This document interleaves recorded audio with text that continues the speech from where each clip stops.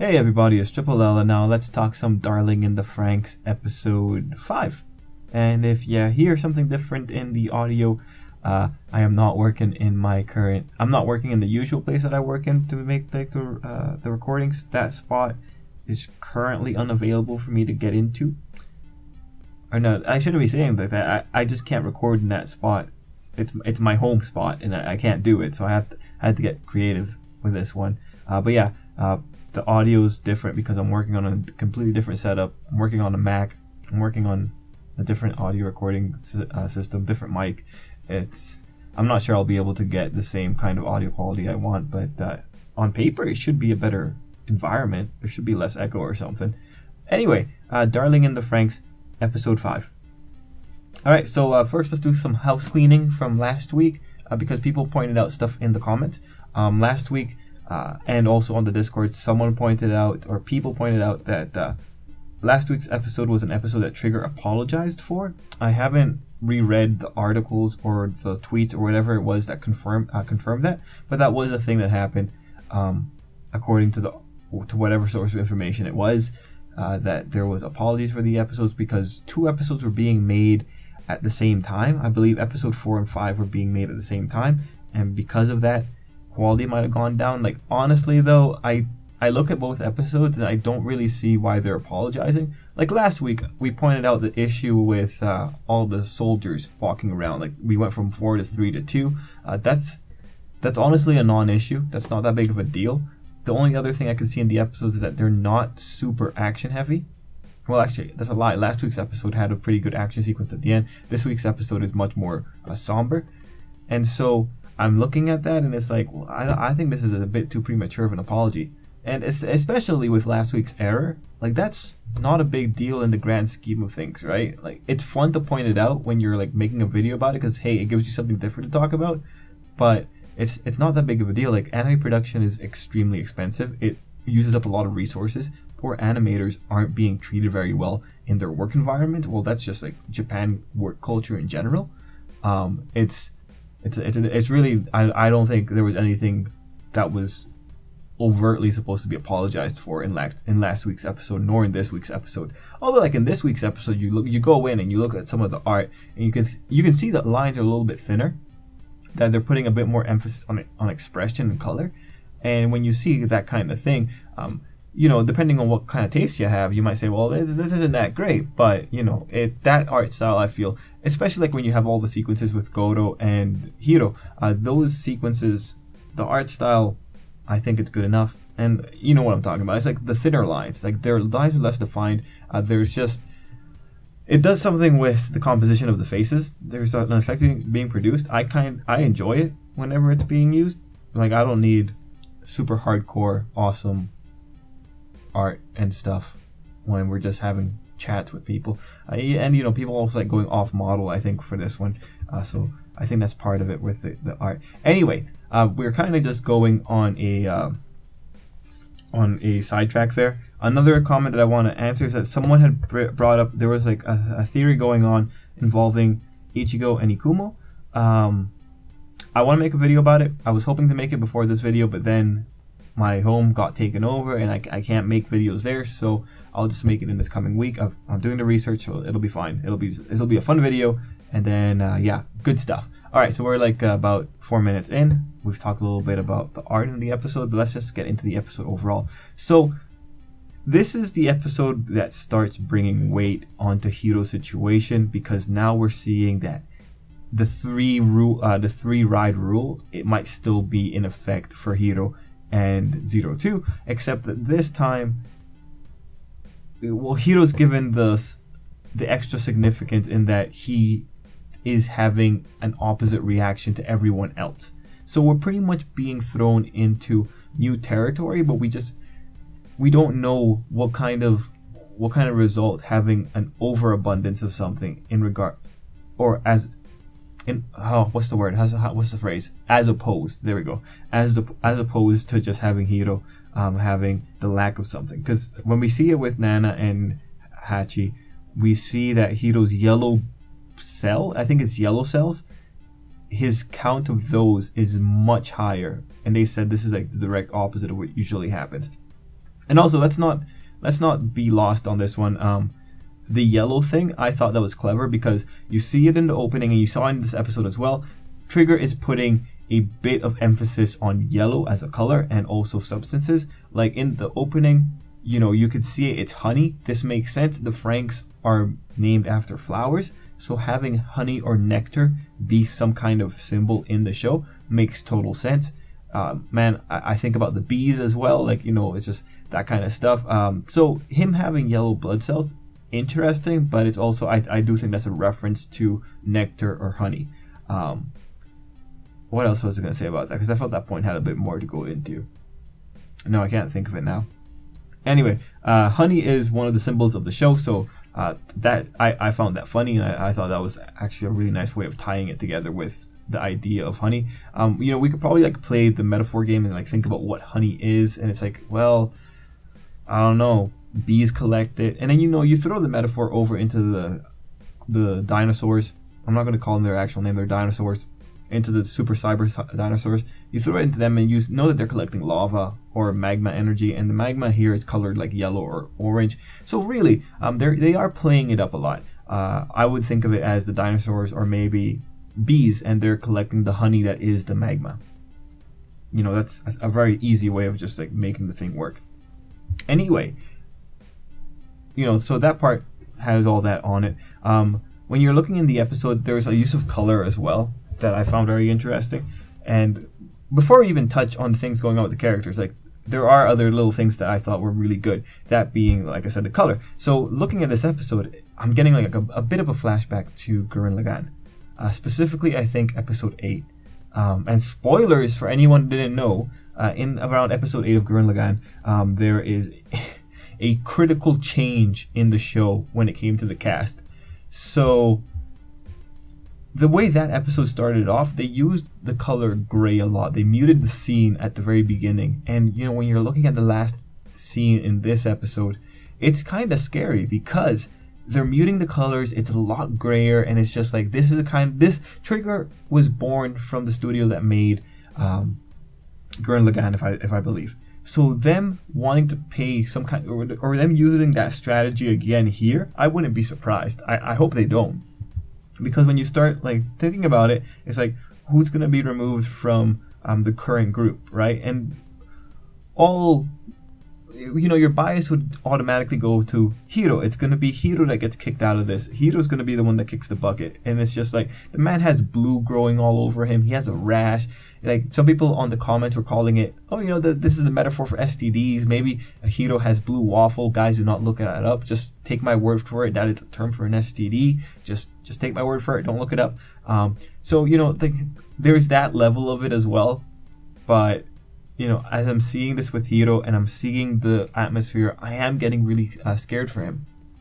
Now, truth is, if someone's going to die, I would think maybe it's not going to be Hiro. Maybe Hiro's a red herring. Maybe it would be someone else. But if they kill off Hiro, okay, yeah, wow. You know, respect for doing that and for having the balls to do that. I would really love to see where it takes 02. But, you know, it's one of those things. Right now on the chopping block, when I look at these people, it's like, there's the boy that has the complex with Hiro. There's Goro. There's Ichigo. There's Hiro. And those are the 4 that I would see like have any realistic chance of going down. There might also be the possibility that one of the more likable characters, like the big boy, that he might go down. But at that point, they're going for shock value, not for any kind of significance that we can kind of predict from seeing the episodes. Moving on into 02. Let's talk about 02. So 02 in this episode, at the first half when everything is bright, she is also bright. She is just doing things. She's going to be living with the parasites, and it's like, oh, this is adorable. And you have that little moment where Hiro grabs her hand and leads her out of the boys' room, and it's like, oh, this is nice. But, you know, as all that's going on, you have the background of Goro just being absolutely terrified for the boy because he knows that Hiro's not in a good condition. And so, you know, as you're going with 02, you have that sequence. Then you have Ichigo confronting her and 02 just like pointing out like, nah, he's mine pretty much. Like, you can't have him. You already failed. He is mine. And that's where like things start just to take that bit of a I guess they take a decline. The slope starts to not deepen. It starts to slant. It starts to make itself known. And by the end of it, you have 02 opening up Hiro's shirt, and you have her pointing out that he has that giant infection. And it's like, what's gonna happen? And Hiro still wants to go for it, because all the while Hiro wants to be useful. Like, he's pushing himself because he wants to be useful. So you have that situation unfolding, and then like that end scene with 02 laughing happily that Hiro is gonna ride with her still, even though he's going through so much agony. It's that part's concerning, because at that point it's like, what exactly does 02 want here? We know that 02 isn't in touch with how the world works, and that is really shown to us with the whole thing with the rain, that she wants Hiro to like make it rain for her. And that's already pointing at like, this girl has unrealistic expectations of Hiro, and Hiro's trying to like reach it. When you have his dialogue at the end saying that he's not sure whether or not he can actually make it rain, that's him trying to like live up to this ideal that this girl has set for him. And it's scary, because I don't think 02 understands what she's doing to Hiro. I don't think she understands making people have to hit that high. Which, like, I don't know, like, you when you hear her laughing at the end there, that's not a very comforting laugh. That's not a laugh that would tell you like, hey, we're gonna go into this battle, we're gonna survive. That's not the laugh. That's not that. It makes for a really interesting situation, but I haven't seen enough of 02 when she's behaving like this to understand what I can make of that laugh at the end. Like, you know, there's little observations we can make in the moment, but this particular haphazardness, this particular lack for safety or lack for Hiro's well-being, we haven't really seen it. Because right now it's at a point where she knows something wrong she knows something is going wrong with him. And this might just be a case where Hiro is going to try to reach her level and it's going to burn out, and it's going to be kind of sad to see. Or because Hiro's already been given significance that he does have something that's unique to him happening to him, because we have that might be the marker that he's going to be okay, that he's going to become something more. So that's the Hiro and that's the 02 part. I feel like there's still more I can talk about for those two, because they have an interesting dynamic, and right now 02's intentions and her worldview are coming more into question, I think. But we'll leave it there, because there was other good elements of the show for this episode, like Goto and Ichigo in their moment after Goto's scene Ichigo confront 02. That's a good moment, because there you have the two experiencing feelings that they haven't experienced before. And since this show is rife to the wazoo with sexual metaphors, we know that the feelings they're experiencing have to do with that kind of thing. There's those sexual undercurrents. Like, Ichigo probably loves Hiro to some degree. Goto, I'm not really sure what he's feeling. What kind of remorse is he feeling? Jealousy? I'm pretty sure Ichigo's feeling jealousy, because she has to deal with this other competitor. Goto, whether or not he's feeling jealousy towards Hiro for having Ichigo in his back pocket, pretty much, we need to see, because he might also be feeling like remorse. Actually, you know what, I think jealousy would be the closest one, or envy or something like that. So I really like their moment. I kind of want to see where they take their feelings to. I kind of want to see what kind of conclusions they draw. I want to see what kind of conclusions Goto draws, because he in particular is making himself more known in this episode. So I want to see where those feelings are going to take him, because he's an interesting one, because so far we've seen him being supportive towards Hiro, even though he already has the partner in Ichigo and he lets Hiro ride with her. So initially I thought that kind of bond would have been more sacred, but the way the kids are treating it, it doesn't seem like it's more sacred. So I do kind of want to see how he's going to act on these feelings that he's never experienced before. I think that would be very interesting. So I kind of want to see where Trigger wants to take that. We're 14 minutes in, so let's just keep going. Michiru, I think that's the kid that has the complex with Hiro. I always forget his name. I'm sorry, guys. Anyway, yeah, him. He has a follow-up sequence where he's still wondering why Hiro, not him. He has a weird complex with Hiro. We've seen this since like episode 2. We know that this is there. Just seeing him kind of still dealing with that. Interesting. I do think it's going to come into play in the next battle. It's probably going to be a critical moment, and that complex is going to do him bad pretty much. And then you have the other characters in this squad. So the thing is with this episode, like almost everyone got like nice attention. Like the ones that we haven't seen before got nice attention. You had the one group, and I forget both of their names, but you know, the blonde girl and her guy that they were mimicking 02. I thought that was very cute. I thought that was cool. I'm very into it. Even the one that's always hyperactive. Oh yeah, 666. Because I remember, I think he's like 666. Yeah, I think he's 666. He's there, and he's also like he's much more friendly with Hiro than you would have thought. Like this is just a kid who kind of wants to follow along. So his characterization popped up a little bit more, and it's cool. I hope legitimately he doesn't die, because he's becoming a nice little comic relief, and I really enjoy having him around. So the characters got quite a bit of attention for this one, and I really enjoyed it. I want to see the characters interact with each other more, because I think, well, that's the value of the show. Moving on, man, I just thought of something too. Oh yeah, kissing. So this week we had the kids dealing with the whole kissing thing, and so, you know, I'll give Trigger the pass for last week, but like this week, it's some kids know what kissing is, some kids don't know what kissing is in regards to the operation that's going on, because you have two of the kids telling the other kids, no, this is what happens when you're kissing. You know, it's a transmission of resources. And then you have like the very, very cool observation from Hiro, I believe, that why did the adults name it kissing? Why was that a thing? Why did they name it that? I like that question. I like that question so much, because that's cool. That's like questioning the awareness of your world. I really enjoyed that. Now, taking it back to Ichigo. Ichigo's the freaking leader. She should know the terms that two other people in her squad know. And I'm saying two, but I know one for sure. I think there might have been two who were explaining what the kissing was. So, you know, I'm going to keep like hitting back on this point just for funnies. It doesn't really matter anymore, but it's just, I find it funny. Anyway, yeah, love that part because of just asking of why the adults would name it. And speaking of adults, we also had another plot point dropped, that being when I think 666, you know, hyperactive boy, he asked the kids of the other squad if anyone in their squad has ever actually become adults. And, you know, the other squad is like sketched out. Okay, interesting. What does that mean? Does that mean that the kids in those squads usually don't get to adulthood, or do they get decommissioned after a while? I would love to know what the ramifications of that particular plot line are. Moving on, we gotta go a little bit faster.